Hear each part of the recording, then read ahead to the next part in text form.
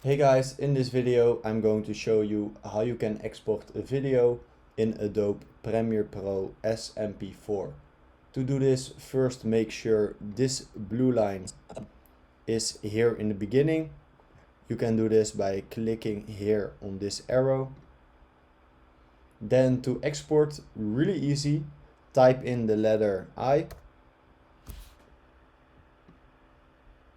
just like this. Now go all the way to the end to where you want the video be exported.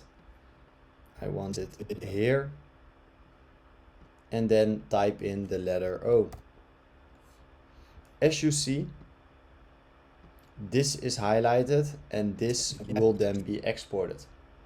Now to export the video to MP4, go here in the top left corner and click on export.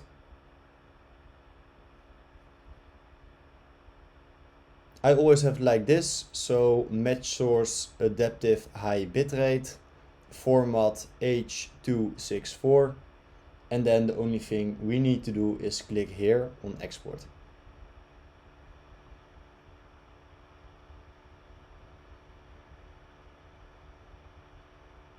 And that's it guys, that's how you can export a video in Adobe Premiere Pro as MP4.